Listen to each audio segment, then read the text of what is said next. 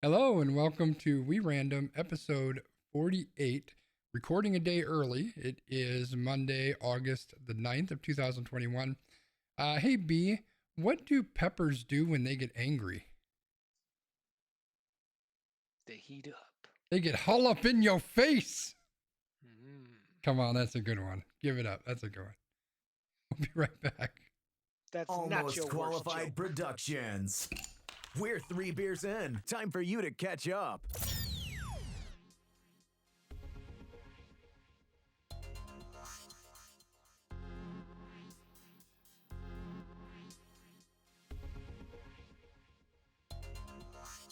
Welcome to We Random, episode 48. I'm Brian. That's Christopher. Say hello to our wonderful people, Christopher. Hey, everybody.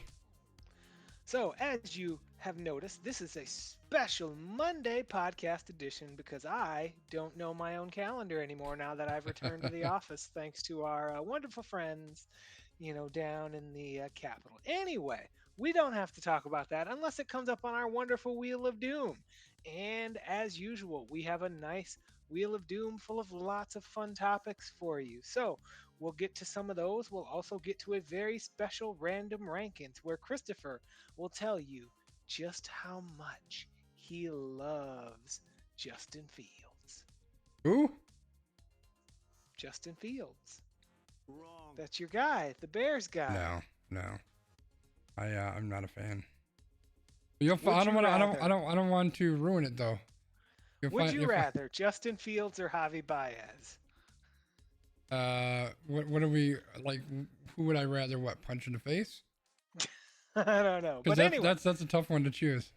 Oh, all right. So we're not going to start the podcast with that kind of energy. We're going to start the podcast with some positive energy because I know as soon as we spin this wheel, there's going to be some flames probably. So before the flames, Christopher, do you have any words of wisdom, thoughts, insights, or other things for our wonderful, loyal listeners today? No, I say we jump right in, man. Let's do it. All right, spinning this puppy up.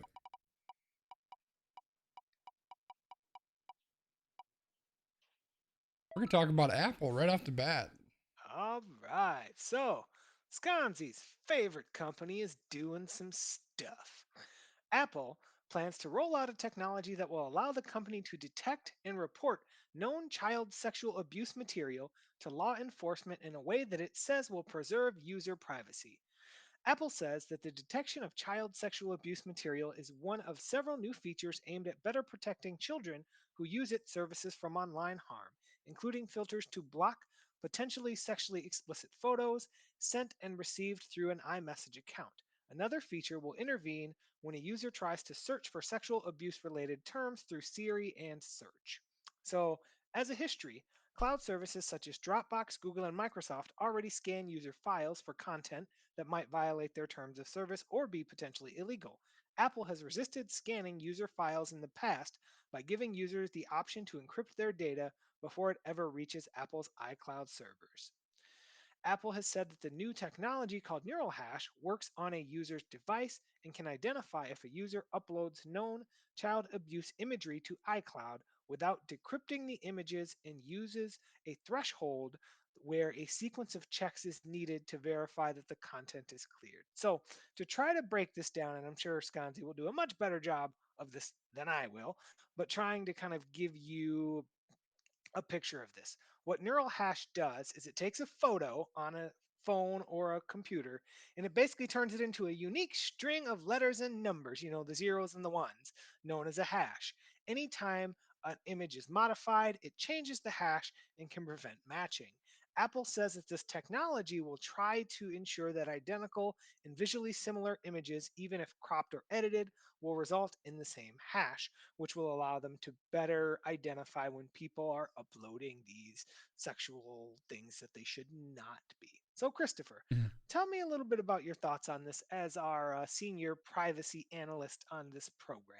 Wow, that's a hell of a title. I don't know that I earned all that. But, I've got a lot of different thoughts on this. So, there's a lot of people raising a big stink about Apple doing this, which I find to be slightly hypocritical considering, as you mentioned, Dropbox, Google, and Microsoft already do this. In fact, they do it much less safely, I would wager, because they're doing it all in the cloud. After you upload your photos, they're looking at the hashes of all your photos. Um, so I think that's a little bit less safe, whereas Apple's doing it on the device, which is very Apple-like, right? They don't want you to send stuff to them that they can then look at. So, in order for Google to be able to check the hash of your photo, they have to be able to access that photo. Whereas what Apple wants to do, and I don't know all the ins and outs of it, but they want to be able to keep that information encrypted so they cannot see it. So that on your device, they're going to check the hash of that photo. And then if you upload it to iCloud, then they'll be able to look at the hash of what that photo was and match it to this database. Um, so there's a lot of questions about this and if this is a good thing, if it's a bad thing, if it's a slippery slope, which I think it could be to some degree. I think honestly anything that stops child porn is a good thing, right? Like we don't want that kind of stuff going on. There's questions about the fact that this is going to be happening on your phone and what's going to stop them at some point from, using this to search for, I don't know, anytime someone says the N word in your iMessage, which you shouldn't be saying that anyway. But let's say you do, like, are they going to then start policing that? I don't know. Again, I think this is the big boy in the it's just like everybody hating on the New England Patriots, right? Well, maybe like 2 or 3 years ago before they were shit. Everyone wants to pick on the big dog, right? And that's really what Apple is. And so Apple's coming out with this, so people are jumping on it, and that's bound to happen. I think the one that's a little bit another part of this that's not so much about the images, but another part that's going into iOS 15 is they're going to have some sort of a system put in place that minors, if they are sent a picture that appears to be explicit, or if they're trying to send a picture that appears to be explicit, or if they're searching for pictures that are explicit, that it'll give them a notification and go, whoa, you might not want to look at this, or you may not want to send that. And if the child then goes past that warning, it lets their parents know as well. So, hey, just so you know, little Bobby is doing this stuff. I want to know more about that. I want to make sure that that's something you can opt into, which I think it has to be, right? It has to be an account that is identified as a child's account, because if I got somebody sending me some pictures and Apple saying, hey, you might not want to look at this picture, I'm going to say, fuck you, Apple, I want to look at that picture. Let me look at the picture, damn it. And so I figure it's probably one of those family account things where you can designate somebody as a child, something like that. And if that's the case, you're opting into that. That's another thing that people are freaking out about is, oh my God, I don't want them looking at all my stuff. Well, if this is an opt-in option, then I don't know that I'm quite as freaked out about that either. So again, is it a slippery slope? It could be, but like anything else, when it comes to big tech companies or any company, you kind of have to pick your battles, right? Because if you're not using an Apple device, you're using a Google device more often than not. So which company do you trust more? I personally trust Apple a hell of a lot more than I trust Google, or Amazon or any of those other big tech companies. So yeah, are there some questions that need to be answered? Sure. Is this something that I think we should all be freaking out about? No, not at all.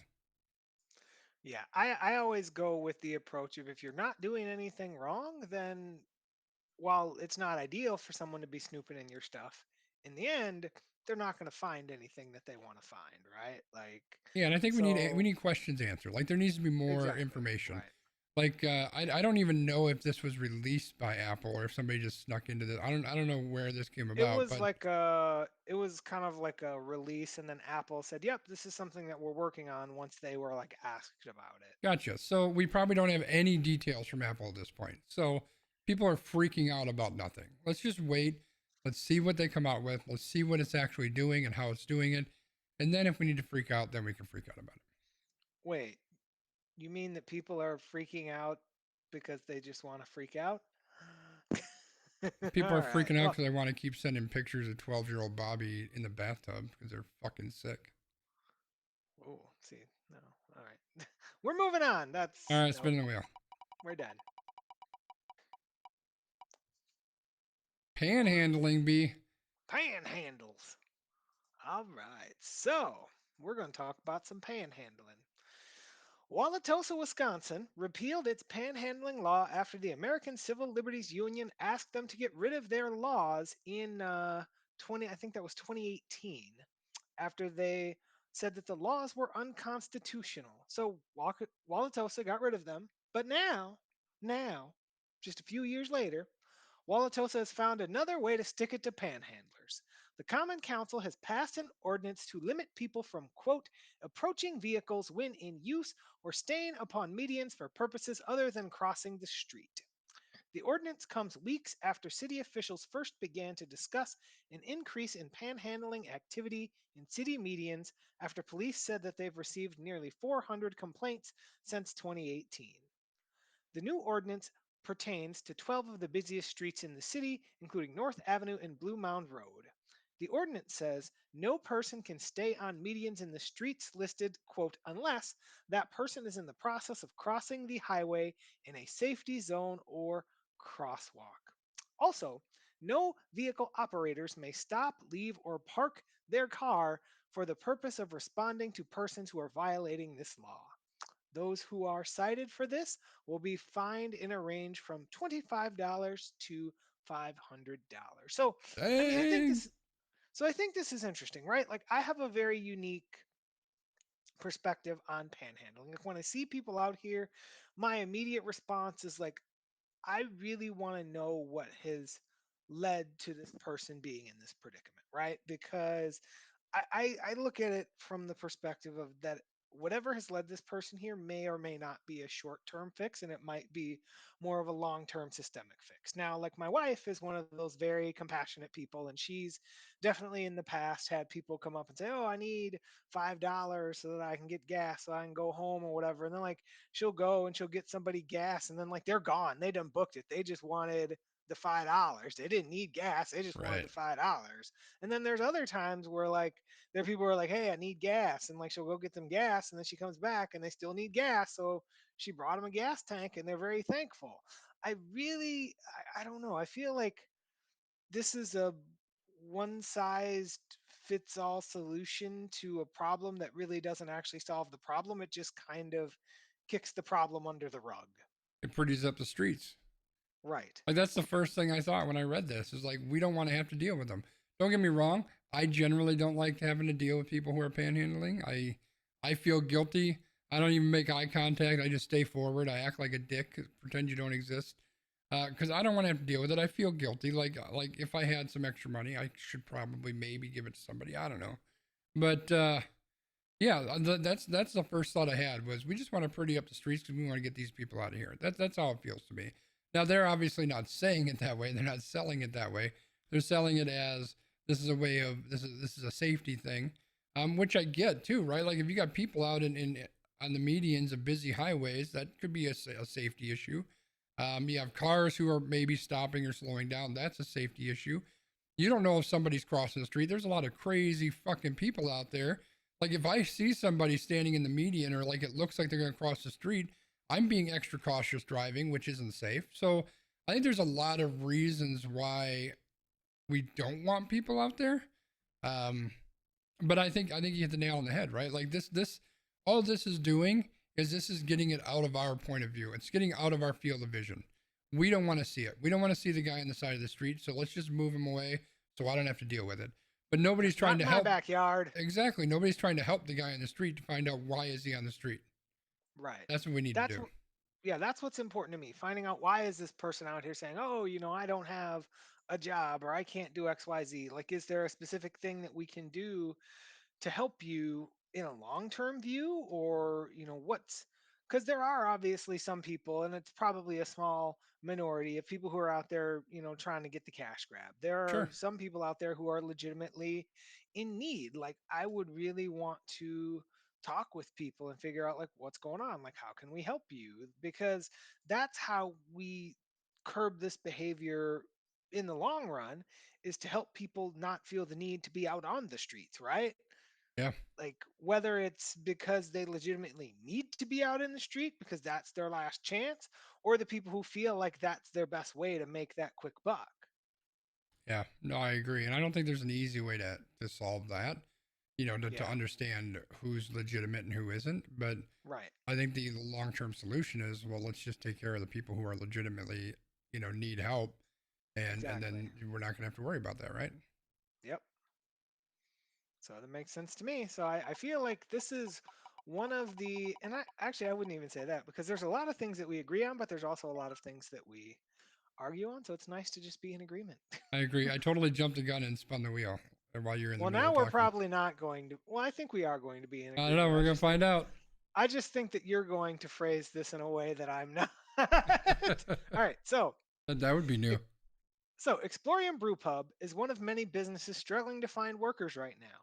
Explorium owner Mike Doble and one of his managers came up with a clever way to remind patrons to be patient while dining at one of Explorium's two restaurants. Doble's staff has been wearing shirts that say, "Please be patient. There's like three of us" on the back. It caught the attention of people in the restaurant and a lot of people online too. Doble says that it's a tongue in cheek reminder that, hey, we're doing our best. We're trying to serve you the best we can, but it's difficult to get staff right now. In addition, Doble has said that a lot of the people who were laid off and that they had to lay off got other jobs and found other things to make ends meet. That's what started the issue that they're having with staffing, and a lot of people that work in hospitality and the lesser skilled positions found other things to do and haven't returned to the industry. On his Facebook, Doble got into discussions with people about, quote, way too much compensation and unemployment benefits to people not working, adding that his high school aged bussers make at least $7 an hour, while all other staff make at least $10 an hour. So, like, I kind of want to take this in two pieces. Like, the first piece, like, I think the shirt's funny, right? Like, people in general need a reminder to, like, not be Just dicks calm the when fuck it down. comes to the service industry, Yeah. right? Like, I think that that makes sense. Like, it's funny.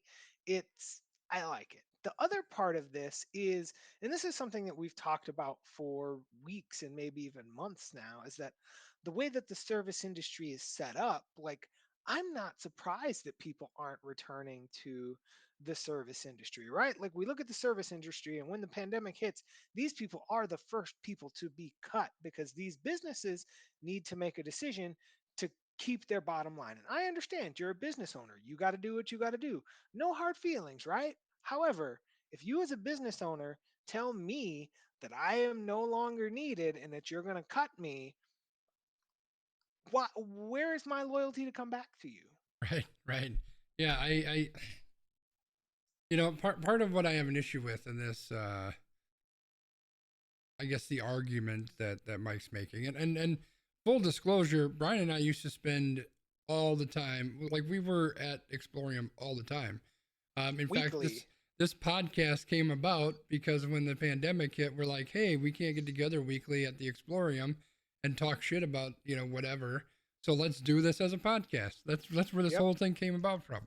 So Yeah, and we had talked even at one point like doing the podcast at at the Explorium. Explorium, yeah. So I mean, this is a place that we've frequented a lot. We were both paying members there. You get a special mug and stuff. Brian maybe still is. I'm not anymore. But so and I know Mike personally. Like we've chatted, whatever. So full disclosure on all of that. But like if it's not as if these people made a decision that we're gonna leave and we're gonna go somewhere else. They were told we're not going to keep you on staff. Now, I understand all businesses, but especially small businesses, had a hell of a pill to swallow last year, right? Because they didn't have much income coming in, maybe no income coming in. How do you keep staff on? How are you paying people? And the business owners are having to pay this. Now, if only the government had created a fund that could help these small businesses, that would be a great idea. Of course, then all the billion-dollar companies would take all the billions of dollars out of it, and the small business owners like Mike didn't get anything, or maybe didn't get anything. I don't know if he did or not.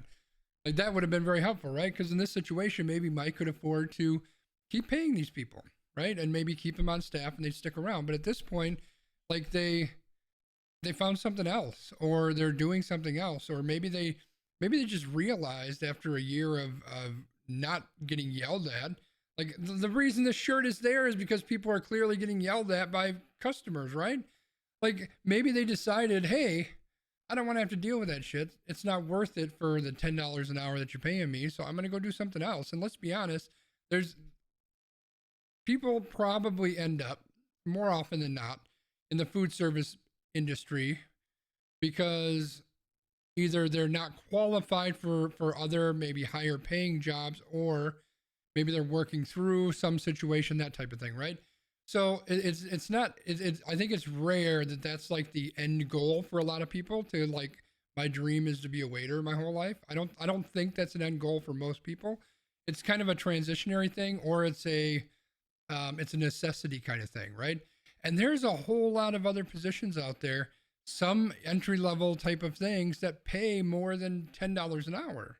So maybe somebody else found somewhere else that they can go where they can make more money, or maybe they found someplace else where they can be more respected when they're doing their job, or maybe they found a place where they can work from home so they don't have to, risk themselves at getting sick and killing off part of their family or whatever the case may be. So the way that this was kind of framed, it sounded like Mike was walking the line on that whole stupid $600 unemployment, nobody's coming back bullshit that we hear from people. Yeah. I don't think he actually said that, as far as I'm concerned. I didn't watch the video; I just read through the article. No. But Yeah. it kind of feels like that's kind of the direction that they were going with this. But in the end, I mean, I don't know that you can fault people when you said, "Hey, it's a really rough situation. I'm not going to be able to keep you on staff right now." And now you're saying, "Hey, will you come back?" And they're like, no." Like, Right. you Well, can't blame them. yeah, and like you said, like I would love to have a conversation with Mike about this, just like a straight off the record. Like, tell me how you're feeling, like, Yeah. because he's the kind of guy that would probably have that conversation. But like, I'm looking at this, like I pulled up an article that's like, okay, best jobs for high school students, right? Hmm. And we can think that a lot of people who end up in food service, all right, fast food associate, 10.65 an hour is the average. Dishwasher, 11.22 an hour. Hosts 11.20 something, barista 11.50, movie theater 11.70. So like we're looking at all of these positions, but then you're looking at like office jobs, 13.45, web designers 18 bucks, like concierge 18 bucks, like all of these things where it's like if somebody straight out of high school can get these jobs at 13, 14, $17 an hour, why are we faulting them, right? Right. Like because you don't want to work as a runner for $10, I don't blame you. Like you are getting probably better hours, more convenient work for yourself, More and you're consistent making a work too, right? better wage. Like I can't fault you for that. Like we know that they had a tough time keeping people prior to the pandemic. Like Yeah. every Yeah. time we would, like for a while, sure, like we had the same couple of waiters or waitresses, but then it's like you get the rotation, like, oh, this Yep. person's new, it's just the food industry. Yeah. It's just the way that the service industry is. It's how it has all this is the whole you should be happy to work for your 60 cents. Like that's Yeah. kind of what the food serve, but and again, I don't know the answer to that. That's why I would love to have a conversation with Mike or somebody who would be willing to talk about it, because I don't know what exactly they can do, because you don't want to necessarily have a menu where the price points are so dramatic that people don't want to come there, right? Yeah. But like that's the part that interests me. Like I would want to figure out the math of it, because I'm a math and stats guy. I Yeah. I like that. think I think that's it's interesting because unless you really looked at someone's books, which we have no right to look at someone's books, right? You don't exactly know where they're falling and all of that. But to your point, like in my mind, $10 an hour is way underpaid. And then this is no disrespect to Mike. I'm sure it's fairly consistent with what it is in the area, give or take. So it's no disrespect to him at all. But just in that industry, that's just $10 an hour isn't enough for someone to survive. It's just not enough money. Period. So if that's what you're paying people, how do you pay them more? How do you pay somebody a wage that they can actually live off of? And does that mean that all the prices in the place go up? Or is the owner raking in a bunch of cash and it just means that their margins are cut down a little bit? Like I'm sure it's not going to be a flip this one lever and you're done, right? I'm sure there's a lot of intricate details into there that it's just Right. unless you're running a business like that or you're an accountant for a business like that, you're not going to know Mhm. what all those little pieces are. But Exactly. Because it's like you're accounting for rent, you're accounting for licenses, you're accounting for inflation of product based on season, right? Because Yeah. if you're offering salads or whatever, sure, you're going to pay less in summer, but getting your lettuce in December, it's going to be expensive. Right. Yeah. No. Exactly. Exactly. I don't know, but I guess, like we said, I think that we're kind of on the same page with, but I don't know. It would be really interesting to have this conversation because now I'm curious. Yeah. But that's not gonna happen. So we're gonna spin. Yeah. We haven't gotten really, really mad. So let's get really, really mad about probably not this. The NCAA, B. This is kind of disgusting. So we might get mad. I mean, you might get mad. I'm not surprised. So, Well, I'm not surprised. Doesn't mean I'm not mad. a law firm hired by the NCAA to investigate equity issues released a 113-page report that includes a series of recommendations, including holding the men's and women's Final Fours at the same site and offering financial incentives to schools to improve their women's basketball programs.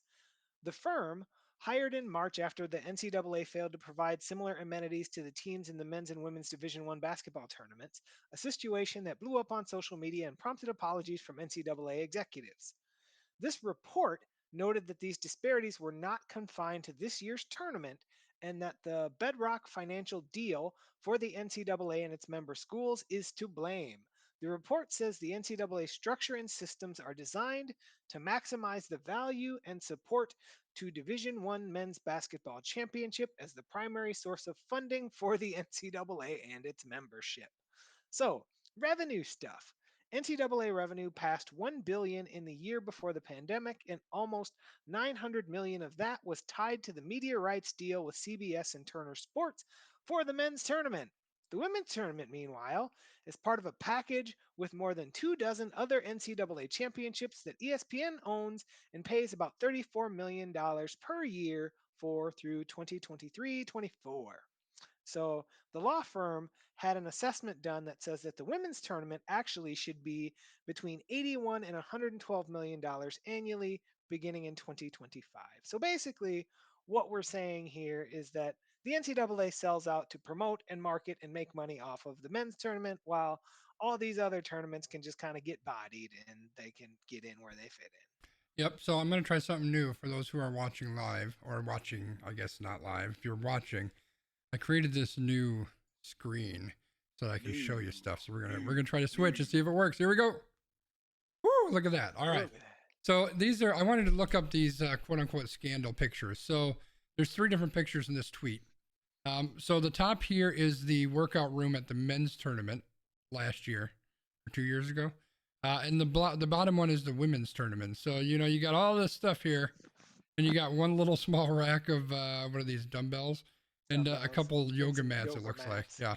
Yep. Then we've got the food. I mean, look at this. That looks. The fuck is that, B? Is it? I don't know what that is. It looks gross. It looks like maybe a frozen something. I don't know. And then here's the guys over here with the looks like the mac and cheese, and is that steak? Maybe I think it's steak. It looks like shrimp and chicken, and oh yeah. So I mean, definitely I would choose the one on the left, absolutely. And then we've got the swag bag. So the women get a t-shirt and maybe a towel and a hat and a couple things, and the guys get all this stuff to make them smell good, and all that. Like this is ridiculous, man. Like this is just flat out ridiculous. It's well, again, like here's the thing. So as an example, there's a school here in town in Milwaukee that has both a men's basketball team and a women's basketball team. Did you know that the Panthers signed Patrick Baldwin Jr., by the way? Anyway, I don't know what any of that means. Sorry, that's a joke because we get lots of emails about Patrick Baldwin Jr. But so the UWM men's basketball team plays downtown at the UWM Panther Arena. Where does the women's basketball team play, might you ask? Where? The Klatschi Center on campus. That doesn't mean anything to any of us, B. So basically, think about the UWM Panther Arena. This is a big arena. This is probably, and I don't know what the capacity is for We're gonna look it up. Panther Arena, but it's probably at least like 5 to 10,000, I would guess. You can get in there. It is 12,700. Yeah. Yeah, so Panther Arena. They play downtown at the Panther Arena. Women's team plays at the Klatschi Center. Probably can hold 200 people. I mean, probably more than that, but We're gonna find out. It is. It didn't come up right away. Wait, what? Oh, weight room. Cool. No, this isn't telling me what I need. Yeah. So basically, what you're saying is there's a much bigger stadium where the guys are playing. Now, here's Correct. the thing, and this is a thing where I think that there's always a little bit of a consideration that you have to take into it is there's a lot more money being made off the men's tournament. So that's the argument that I think a lot of people will jump to immediately. But part of the reason for that is because people are paying a hell of a lot more for the men's tournament. There was a number in here. Let me open this back up. Open the link. I don't know if you had it in your guidelines there. Give me 2 seconds. They talked about how much was paid for each of the tournaments, and I can't find it right now. But it was billions to millions at minimum. So we'll just start there. Oh wait, NCAA revenues surpassed. Nope, that's not it. Here it is. Yeah, it was like 900 million versus like 34 million. Yeah, that's a ridiculous difference, right?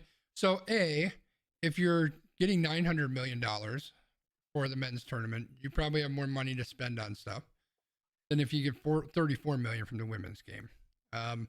So yes, I understand that, but why are we getting 900 million from the men's game and only 34 million from the women's game? And to be fair, I don't really watch either of them much because I don't really care for basketball that much. But if I was going to, I have more interest. I have more care. I have more. I guess interest is the best word, right? The only one that I have any interest in at all is the men's tournament. Now, some of that is on me, but a lot of that is on where's all the money at? Where's all the marketing at? Where's everything get pumped? Does FanDuel run 10 million commercials to talk about how you can bet on the women's basketball tournament? No. Right. Does CBS run commercials for 3 months ahead of time to tell you about the women's tournament? No. Right? So they're just pumping all this money back into it. So I think that's what this is all about, is how do we make that even? I mean, the very, very, very, very, very, very, very minimum is to fix those fucking pictures we saw and make that stuff equal, right? Make sure that they have equal weight rooms. Make sure they have equal food. And, like the law firm said, is just hold them in the same place. If they all have access to the same facilities, they all have access to the same food, if all of that is exactly the same, then they have to be treated the same to some degree, right? I think that's a minor step, and that's a pretty easy fucking step if you ask me. It is, and it's one of those things where you can actually get more revenue out of that in some ways, because then the price of everything goes up, right? Oh, you can see the men here, you can see the women here. Now we're gonna bring more stuff to your city and all that kind of stuff. And I'm guessing that the reason that they have them split is so that they can get more revenue, because they can kind of name their price for the men's tournament, right? And then they'll take what they can get for the women's. But that's where, if they had an opportunity to do more marketing to bring the profile of the women's tournaments up, like that's where they could really make some ground. It's just a matter of, do they want to put the money where their mouth is or not? Well, and here's the thing, man, is if you put them in the same arena and you just have an NCAA basketball tournament, period. It's not the NCAA men's basketball tournament and the NCAA women. No, just the NCAA basketball tournament, period. The Final Four is hosted in one city, which is going to blow up. You put all the little satellites in the same cities. You line it up so they're at the same, or like sister hotels or something, so that, and mix them up. You don't have to have all men in one and all women in other. Mix those all up, and come up with something special with the ticket prices. Like maybe in the mornings we run a women's game and a men's game, and then at night we run a women's game and a men's game. And if you buy a ticket, you can get a ticket for the pair of games in the morning or the pair of games and whatever, right? And just kind of start to bring that in and raise interest, and you advertise things together as the men and women's tournament, not just one or the other. I mean, there's a lot of possibilities here, and I'm not even a marketing genius, for fuck's sake. So for their $1 billion, they should be able to hire somebody who can come up with something. If I can come up with it on the fly, for fuck's sake. You're hired. I'll take the $1 billion. Spinning the wheel. All right. Also, just fuck the NCAA. This is not removing the stuff that we've already done, so I must have not checked that setting. So we're gonna spin it again. We're going to talk about Mike again. We're gonna talk about pay cuts to work from home. Hey, this kind of falls into one we kind of already talked about a little bit, kind of ish. It does.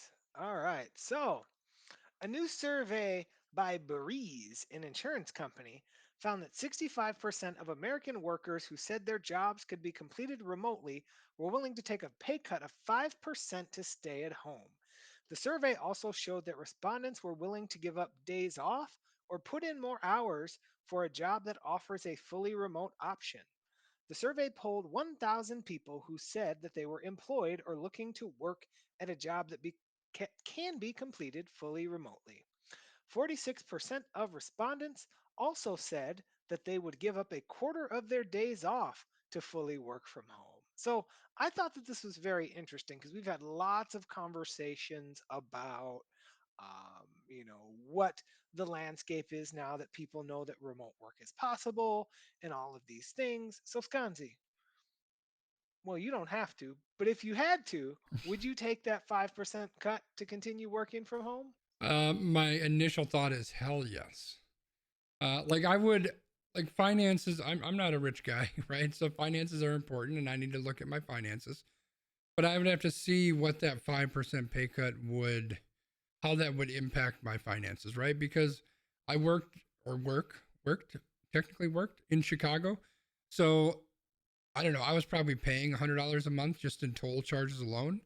Plus there's gasoline, plus there's wear and tear. So just the financial piece alone, if I ate lunch, which I don't do now that I'm at home, it was probably costing me 10 or 15 bucks a day for lunch, which I did probably 3 times a week, give or take, maybe more. So when you add all of that up, it might get kind of close to that 5%. And then if you add on top of that, just the mental health benefits and the ability to, the flexibility where, what, if I'm sitting here and I need to go use the restroom, I don't feel like people are watching me, not watching me use the restroom, but watching me get up and leave or whatever.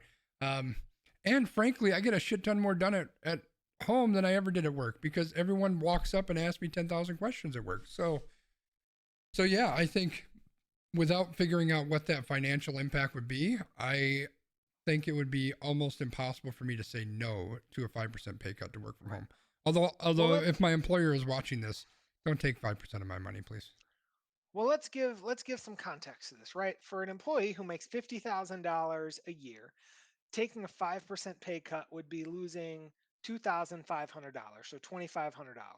So if you extrapolate that out, right, over 365 days, for example, that means that you're basically saying, I will give up $7 a day to work from home. So the It's not question bad. is, would you give up $7 a day to work from home, If I right? figure out just gas alone, it's probably over $2,000 a year. And that's even with my hybrid car. Yeah. So like that's the thing, right? Like I'm looking at that and I'm thinking that's very interesting because like you said, you have to calculate child and neither of us need to do this, but people would need to calculate childcare. Like you could make up having your kids at home in a month. Like Yeah, childcare is childcare is insane. ridiculous, Yeah, it's insane. right? So like you could literally potentially depending on your salary and the place that you take your kids, you could make that up in a month. Yeah. When you talk about the mental health benefits and the food benefits and all of these things, like it almost in some ways is a no-brainer. Do I want 5% of my salary taken? No, but like again, there's so many positives that maybe it's worth it for people and it really sounded like it was. So I thought that that was interesting. And even like with the vacation days, people are like, "Oh, well, I'll give up my vacation days." But that makes sense too because like you were saying, oh, I got to go to this doctor's appointment. Well, I'll go to the doctor and then I'll come back and I'll work my extra couple hours because I'm Right. here at 6 o'clock and I don't have to stay in this office until 6 o'clock and then sit in traffic for 45 minutes. And then, you know what I mean? It's like you also have to think about okay, I'm losing $2,700, but how much time am I getting back in commuting? Now I'm going to do a very crude calculation just for funsies, right? So let's say that you have a 30-minute commute each way, and that's 60 minutes times 5, so that's 300 minutes a week that you're commuting, right? So we multiply that by 52 because there's 52 weeks in the year. Obviously, we know that there's going to be some days off and blah, blah, blah, blah, blah, blah, blah, blah, blah. But we divide this, and we're really looking at, you know, and if this math is right, and I'm guessing that it's not because I just did it on the fly and it's kind of crude, but that's 260 hours of commuting time. So I just did the math for my old commute. Yeah. So I figure it's fair to use that. So Mm-hmm. I worked in the office 4 days a week, and I had one day a week that I would work from home. With the commute that I had, it came out to 312 hours, which is 13 days of my life that I spend every year. That's half a month that I'm giving away just to traffic. And that's assuming Yeah. Chicago traffic agrees with me, which it never does, right? You always get stuck in traffic. Right. So if everything is perfect, 13 days of my life I would waste in the commute. It's insane. Right. So it's like, is that worth it to give? And you also have to think about, and I'm going to be this guy, but like, okay, you shave off $2,700 from your income. So does that bump you in a different tax bracket where maybe you don't get Yeah. as much tax and all of that stuff too, right? Like, I don't know. I guess the TLDR of this is money ain't everything. Well, and that's the thing. The one thing that interests me about this poll is Gen X had a higher yes rate than millennials. I that Yeah. or the Gen Z, which surprised me. I mean, I know I am Gen X, and we're kind of fed up with it, so I'm not surprised that Gen X is like, yeah, we'll take a pay cut. Just let me fucking work from home. But I Right. really thought millennials would be like way higher because they're generally less concerned about money. But there also could be a generational thing there too, where you know what, I'm okay going to work because that's where my friends are. Those are the people that I want to hang out Yeah. with. Maybe there's some of that too. Right. Um, Well, and it's like the Gen X at this point, it's kind of like a lot of folks are kind of getting toward not the careful, backside careful, of their work careful what you life, say, but B. like they've been out in the world of work for a while, so they've Yeah, seen some things, right? So it's like you've kind of seen it both ways, where like this was not a possibility, but now it is a possibility. So it's like you have to pick what you want. But then again, like you look at the baby boomers are like, no, I want to be in the office and I want to shake your hand, right? yeah. Well, Like, I guess so, they don't want to give up that money because they need that 401k because they're about to retire. right. So I just have to, so yeah, I would really have to think long and hard if my employer ever said, hey, you can work from home, but it's going to take this. Yeah, yeah, interesting. All right, I don't know what the time is, but we're closing in at 8 o'clock, so I think we're close to an hour on the podcast. I'm guessing. Do we Yep. want to switch on over to random rankings, or do you want to throw a flag on anything? No, I don't think. Let me look. Don't care. Don't care. I'll just yell about that. I'll just yell about that. So let's move on to random All rankings. righty, we got through most of the stuff anyway. So Oh, I wanted to yell about that one, but we can yell about that one on on our podcast that we haven't been hey, doing consistently, our extra exactly. Patreon podcast. If you weren't aware, chat, um, there is a Patreon, and if you are in the chat live, I just spelt it incorrectly in the chat for you though. No, but if you go to patreon.com Patron. slash Sconzi, I don't know if join is supposed to be in there or not. Pastreon. That sounds delicious. That Patreon. sounds like I guess it's patreon.com slash join slash Sconzi, but whatever. If you wanted to support the channel, you can do that. And then what we do is generally each week, although we've slacked a little bit of late, we do an extra podcast, which right now we're doing in audio form only. We were doing a video, but audio form I think is going to give us some flexibility. So we go through some of the other topics that we didn't get to on the main podcast, or sometimes we do other weird stuff. You never know what's going to get, but generally there's an extra podcast content. And because we switched to audio only, it may actually be more frequently than just weekly. yeah. So a lot of things there Yeah. that we're doing. Yeah, or we just sit and grill steaks and then forget to hit the record button. Yeah, that happens too. All right, let's go ahead and do the Random rankings. I'm going to switch my screen over to this guy here. You're looking at me looking up a thing, and then there's that thing, and here we are. All right.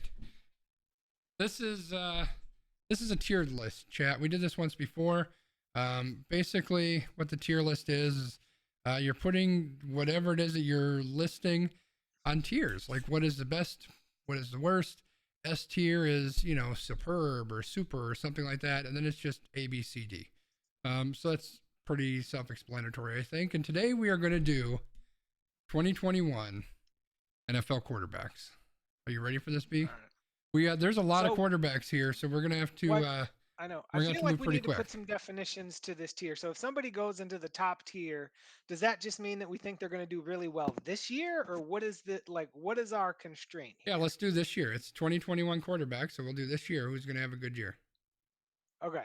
And what I'm just trying to think, like, what's a good year, what's a bad year? Okay. Well, what are the qualifications to be an MVP? Exactly. There isn't one. So who's going to have the best year? However you define that.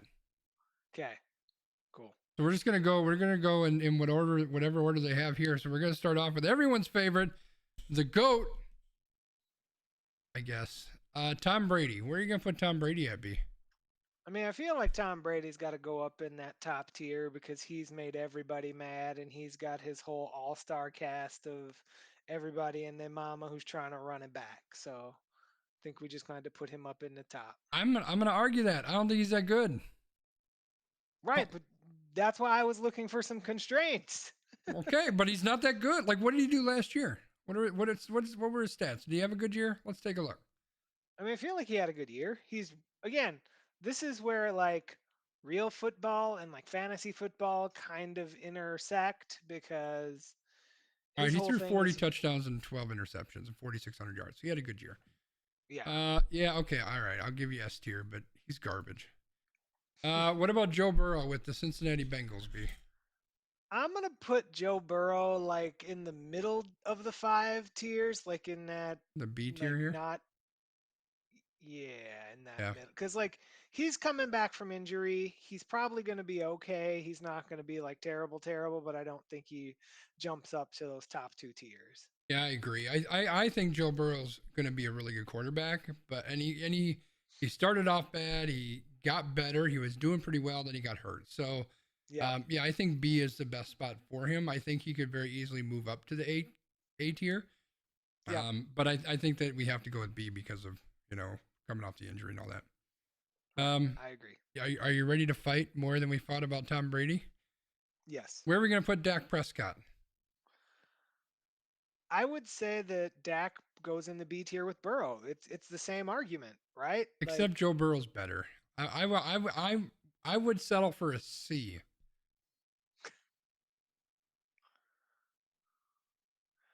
See, I'm still thinking that we're gonna put it. I was thinking B, right? Like I feel like. Tell me why. Why does he deserve a B? So he is a dynamic player. Obviously, he's got his flaws in his game. But in the same token, like when we're looking at some of this, he is surrounded with good weapons. He's got Ezekiel Elliott. He's got, 3 good wide receivers. He has an offense. I mean, obviously, he has Mike McCarthy, which really should drop him a tier, but that's not. See, there you go. Nor there. But, I think that he's just this B tier is like where I'm putting everybody that like I would begrudgingly be okay with as the Packers quarterback, and then like everybody in the bottom 2 tiers, I would rather run Jordan Love out there because at least he's already under contract. All right, well I'm totally gonna disagree about Jordan Love, but using your exact terminology, your exact qualifications, I would not want Dak Prescott on my team for anything. He's had one good year in his entire career. One. Like he had not horrible years, but he's had one good year. And outside of his rookie year, he's barely a 500 quarterback. So what are his last couple season stats? Let's go with that. So he had a good season in 19, 4,900 yards, 30 touchdowns, and 11 interceptions. And then he was just kind of mediocre. 3,800 yards, 22-8, 33, 22-13. His rookie year is 36, and he was 3,600, 23-4. So like he's not a bum quarterback. But his team also is barely above 500 here. I mean, outside of the rookie year when he was 13-3, right? When he came storming onto the scene and the Cowboys were actually good. Outside of that, they're like 3 games above 500. See, I'm thinking he's kind of a tweener here, and I would bump him to where Burrow is because I'm guessing that I'm gonna fill up these bottom two All right, with well, like half the league. I'm taking a gimme for later then because he does All right. not belong in the same tier as Joe Burrow. I feel very confident. Well, I can about always that. decide to move him down later if we get into this, and I Who's the decide to Washington half his team. quarterback? Is that my boy? That's Fitzmagic? that's Mr. Fitzmagic. All right, well, he has to be B tier then. Because he's at least as good as Dak Prescott. If Dak gets a B, Fitzmagic gets a B. Well, again, we're talking about this year, right? Like this year, I don't necessarily know that I disagree with that, but here's the problem.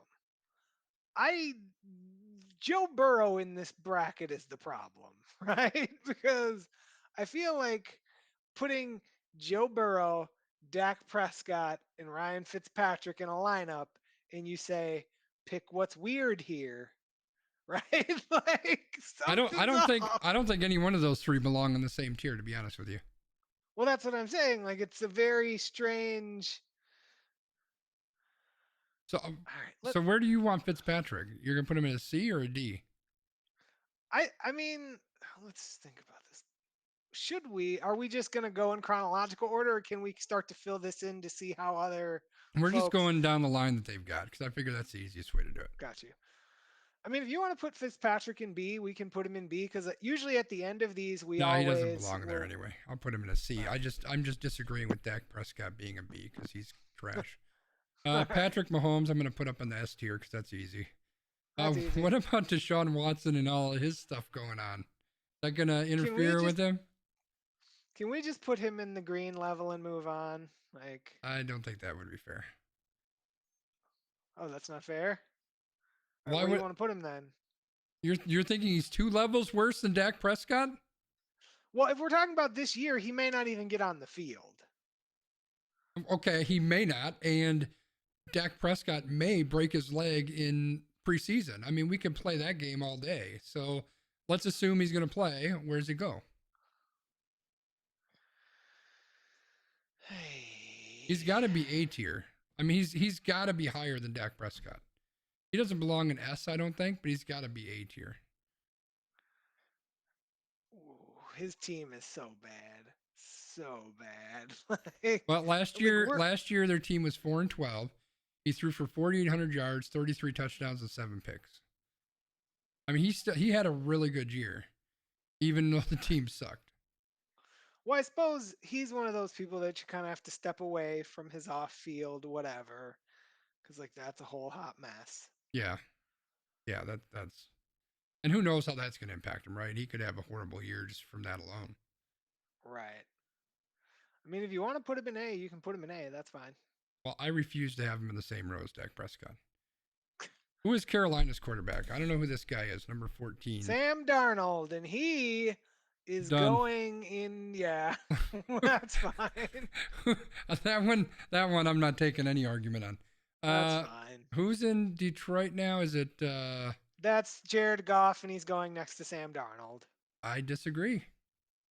I wouldn't put him on a B level, although he's probably better than Dak Prescott. But I would give him a C.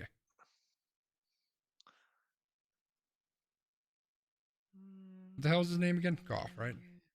Goff. Jared Goff. Let's see what he's done.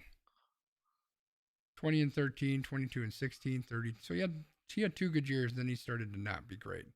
So he's kind of middle of the road. So I think C makes sense. I'd be good with a C.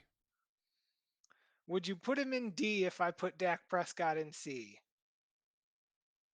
I don't think he's that bad. Like, he is not Sam Darnold. He is not at all Sam Darnold. I could see him and Prescott. I could see him and Prescott being on the same line. All right, put him in C then. All right. Aaron Rodgers, he goes in S tier. Okay. Who's with the Jets now? That is Zach Wilson, who probably is going to be in. I can't decide if I want him in C tier or B tier. Well, let's go C because I was thinking C or D. All right. I really like Zach Wilson. I think he's going to be a good quarterback, but the Jets are just garbage. So Yeah. I think that being a rookie, I think we go with the C. I think that long term, if we're looking like career wise, I would say a strong B probably. I think he's going to be Okay. good. Does Russ Wilson go to S tier? I think he probably has to. Yeah. He's either A tier or S tier. They just like that offense is He's pretty frustrating. consistently has a good year. I think he's got to go S tier. I put him in A tier. We're gonna fight about Russ Wilson now. I mean, we can put him up there and we can adjust it later because I think that we're probably only going to end up with. I'm putting him up there. The three that are already in S tier are probably the ones that are going to stay there. Well, I think that you could argue that Russ Wilson last year was nearly as good as Aaron Rodgers. So the first half of the season he was, and then he basically fell off a cliff. I don't know. He finished with 40 rolling. touchdowns and 4,200 yards. So I don't know. That seems okay to me. What are we doing with your boy Daniel Fumble Jones? Oh, that is C. That's C tier. That's okay. I'll go with that. I thought I was gonna have to fight you on that one because I kind of like Daniel Jones. I think he does some good stuff. So you thought I was gonna put him in D tier? I thought you were gonna put him on D tier. Yeah, I thought I was gonna have to fight to get him to C. I like Daniel Jones. I have several shares of Daniel Jones in fantasy football. Kirk Cousins. I want to look and see what he actually did last year. Because you know how I feel about Kirk Cousins. 35 and 13, 4,200 yards. C-tier. Yeah, I guess. I would not want him on my team. The Buffalo Bills guy. Not C. I was going with the one below that. Sorry, I didn't want to put him in C. Oh yeah, you're right. C. Buffalo Bills guy. What's his name? Josh Allen. I think Josh Allen's got to go in A tier. Yep, agreed. The Chargers guy, is that Herbert? A tier. A tier with the possibility to go to S. I don't know that he's ready for S yet, but I think he belongs at A. Titans, they have Tannehill? Tannehill's hard because Tannehill keeps producing, even though he's not good. So he's probably got to be an A tier. There's no way you put up A tier numbers. He kind of did put up A tier. Look it up. I mean, you really think he's going to be able to duplicate that? He's got Julio Jones now. All right, we'll give him A. Like the aging corpse of Julio Jones. Is Tua still in Miami? Are they still running he that is, dude? And he hangs out in C tier with Joe Burrow. Joe Burrow's in B tier. Oh, okay. But we'll put him in C tier. I think we're giving him too much credit there. They got two quarterbacks listed for New Orleans. I don't know who these guys are. That's Taysom Hill and Jameis Winston, and they can hang out in the boomer bust. See, I was going to put them in C tier. You're putting everybody in C tier. That's because fucking half the league belongs in C tier. Well, like not everybody's going to have an okay year. There's going to be a bunch of people that have a bad year. Well, like my whole thing with like those two, like one of those two is going to be fine, but if they both play, they'll probably vulture each other. So yeah, I guess we can go with D tier. That's fine. Yeah, I don't know that. Like they may have moments here and there. Kyler Murray. Kyler is A tier. Okay, I would have said A or B. I'm not going to argue that. Derek Carr. Oh. Yeah. I feel like Derek Carr is the captain of C tier. Oh, see, I think I would put him in B. Let's see what he actually did last year. I can't argue B, but I feel like he's like the captain of C tier. Yeah, I think looking at his numbers, I'll go with C. I'm okay with that. And then I feel like Matthew Stafford is the captain of B tier as a stat padford. What about this? What is it? Jalen Hurts for Philly? Jalen Hurts. Part of me, like, he can't throw. Like, yeah. literally. I'm going to put him in D. He can run. Like, he might be the dude who runs for, 1,200 yards. Yeah. Like, I feel like he would be a better C, but You want to put everybody on C. I've explained this. No, The we're C leaving tier him is in D. We're gonna put him on D. We need some Okay. D people. Not everybody is like Oh, I mediocre. got some D people on this list for you. Don't worry. Where's Baker Mayfield going? Baker Mayfield is going in You're gonna say probably C again, tier. aren't you? Jesus Christ! I'm sure. Make a decision. Get off the fucking fence. No, see, Whoever, you're gonna see my whole tiers who's once we're done, and who's in it'll San make sense Francisco? to you. I don't know who's in San Francisco anymore. San Francisco is either Jimmy Garoppolo or Trey Lance. So it's So, nobody or a guy who can't stay healthy. like, Trey Lance is one of those dudes who's got a really high upside. I just don't know if he sees it this year. So that might be one that we put. Like, if it's Garoppolo goes in the D tier. If it's Lance, I would be open to him moving into my favorite tier, which is the C tier. Well, then I think we default to D. All Because right. if it's you are definitely D and you are maybe C, I think we default to D on that then. How about the Broncos who lost out in the Aaron Rodgers? Is there a lower tier than D? No. So we're going D? Okay.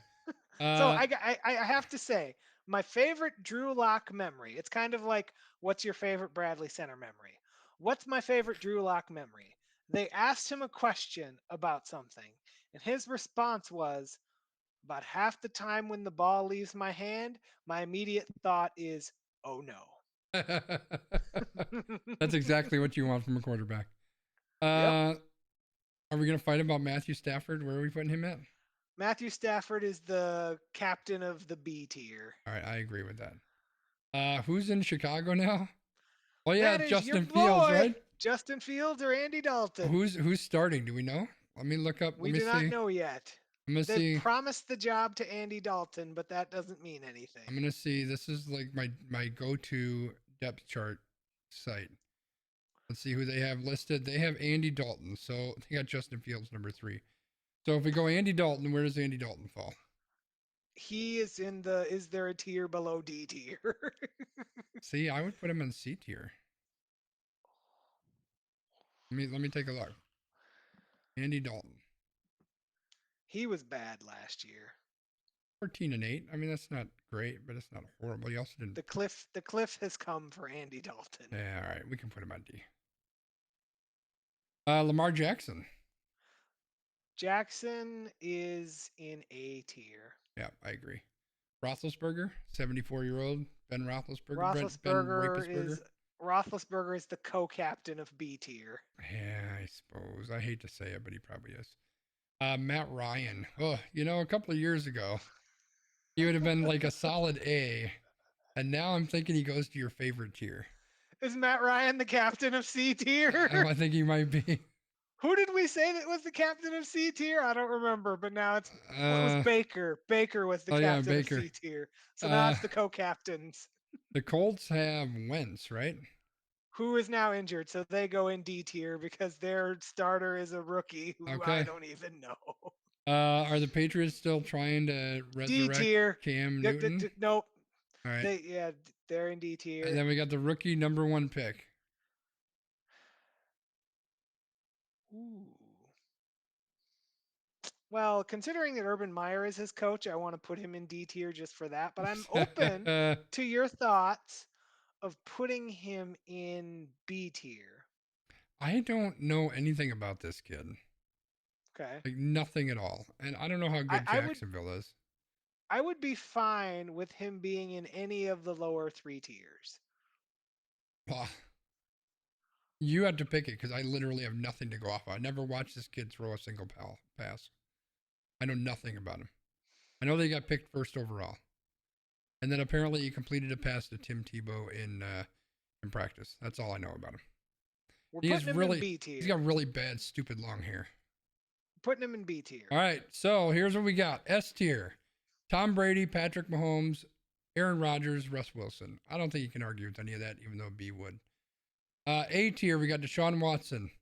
That dude from Buffalo. I don't know. I can't remember his name. Josh Allen. Dude from the Chargers. Ryan Tannehill, Kyler Murray, Lamar Jackson. I don't know that I agree with Tannehill, but I think I gave you that one. B tier, Joe Burrow. Dak Prescott does not belong B tier. Matthew Stafford, Ben Roethlisberger, and the Lawrence kid from Jacksonville. Lawrence kid. Yep. C tier, we've got Fitzmagic and Goff and Zach Wilson, Daniel Fumble Jones. The guy from the Vikings, I don't even want to say his name because it makes me puke. Tua, Derek Carr, Baker Mayfield, and Matt Ryan. And then in the D tier, we've got Sam Darnold. Whoever the hell the New Orleans Saints run out there at quarterback. Jalen Hurts, San Francisco, whoever that guy is. Drew Lock, the Bears guy. Carson Wentz, and the Patriots, whoever they run out there. I think that's fair. See, now C tier makes more sense, right? Because I told you I had people for D tier. They just weren't coming up yet. Now C tier makes more sense. Did you just put Dak Prescott in C tier? I did. But yeah, no, I think. All right, I'm good with this. I mean, I don't think it's. It's not how I would have put it together completely, but this isn't all about me. Oh, get out of here. I just wanted to save a picture of it. Damn it. Let's do it this way. All right, so we're gonna save a picture. We'll post it out to our socials, and then you can tell us, how big of idiots we are. Especially anybody who wants Dak Prescott in the beeline. Anyway, that's what we got, Chad. That was kind of fun. I think we should need to do these tiers more often, especially if we argue, because we argue a little bit on this one. That's fun. Sure. It's just, it's just enough that we know to get some conversation moving. Yeah, for sure. All right, good deal. And I never looked over to make sure it was showing right on the video, but it is, so cool. All right, so with that, I think it's time for Brian to do his extra point.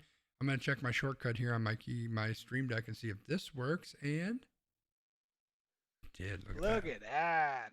Perfect. So, extra point this week. I have prepared nothing, but I just want to say, as always, thank you for watching. Thank you for listening. Thank you for supporting this podcast. And I really appreciate the fact that we have the opportunity not only to do this, to bring this to you weekly, but I also appreciate the fact that now that Skanzi is closer, I can actually physically walk to his house. So it's been a very interesting few weeks with returning to work and all the stuff that's going on, but I feel like things are doing okay. And I didn't feel like that like 6 hours ago. So that's good, right? Like something like this is making life better. And that's really all that we can ask. So hopefully what my ask of you this week is to look at your life. Think about your life. Try to find one thing that for today, even for a fleeting moment, is making your life better. All right. I think that's a pretty good point. I also didn't have anything planned. I know that's not a big surprise because I never do. But especially right now because the time that I normally spend reading the run sheet and preparing for this stuff, I have that's my smoke time, right? I just hang out, I think about stuff. But I'm trying to finish the Dark Tower. I'm on the last book, doing the Audible thing. I got like 10 hours left, so I've been pumping through that shit. But I'm gonna tie a message back to what we just did in random rankings. So there was a message that I saw on some chat program thing, Instagram maybe, Twitter, one of those guys. And I thought I saved it, but I didn't. So now I got to look it up because I sent it to my friend. There it is. And I think this was on Twitter, I think. It said, relapses don't erase progress. Progress is not linear. And I thought that was a cool message. I thought it was important to remember that we go through trial and tribulations. We go through hiccups in life. We go through things that knock us down, right? You've heard the old adage, it's not how many times you get knocked down, it's how many times you get back up. And that's really heavy on my mind right now because I took this week off of work because I'm not in a place where I want to be for a lot of different reasons and a lot of different things that have contributed to that. And this was a message that I felt, I don't believe in horoscopes. I don't know that many people do, but how horoscopes, sometimes you read them and you're like, hey, that applies to me. Like it applies to everybody. I get that. But this was a message that I felt horoscope-like was like tunneled to me for some reason. And when I read that, I was like, you know what? This is an important thing for me to take to heart. That despite the ups and downs, despite the ugly that comes around, despite all of that, we can still move forward. We can move forward positively. And I think it's important that we do that. I think it's very, very important that I do that. And that's part of why I took this week off, was to refocus myself and I guess just get myself back on track to where I need to be and where I want to be. And to tie it back to what we just did, let's forget about all the shit that happened over the last 3, 4, 5 months and just be happy that we got Aaron Rodgers back. You know what I'm talking about, B? I mean, at least we got Aaron Rodgers, right? So things could be worse. So I'm happy about that. That's true. I mean, Packers had family night. Devin Funchess was out there using racial slurs when he shouldn't have been. There's some guy out in Colorado that's talking about the Rockies mascot. Oh, jeez. I don't know which one is the wee random dick of the week. But either one of them could qualify as far as I'm concerned. Although I don't know that the Colorado guy said the N-word. I don't know about that one. Yeah, I don't know about that one. I would definitely give it to Devin, because Devin not only did the word, but he did the eye thing, and that's Wait, no, cool. He did the eye thing too? He did the eye thing. No, like oh my God, no. Yeah, yeah, he did the eye thing. Okay. Go look it up, Chad, and then hate on Devin Funchess. But as long as he catches 10 touchdowns, we can forgive him. I mean, he definitely learned. He must have learned that one of my podcasts says that Devin Funchess found work in the copper mines. Oh boy! And he must have learned that in the copper mines. So. I guess. All right, you want to wrap us up, B? I will. So you can find us on Twitter, AQ_PROD. You can find Sconzi on Twitter @Sconzi. As always, you can also find Sconzi on Amazon Sidewalk. You can find me on Twitter @LandmarkMKE. You can find us on Facebook, Almost Qualified Productions. You can find Sconzi here on Twitch Tuesday, Wednesday, and Thursday night, playing Apex, doing other things, talking to people, making a difference in the world. You can also find Sconzi on Linktree and Patreon and all these other places. But until you do that, we will bid you adieu. We will say thank you, and we will tell you that we'll see you next week. Bye, everybody.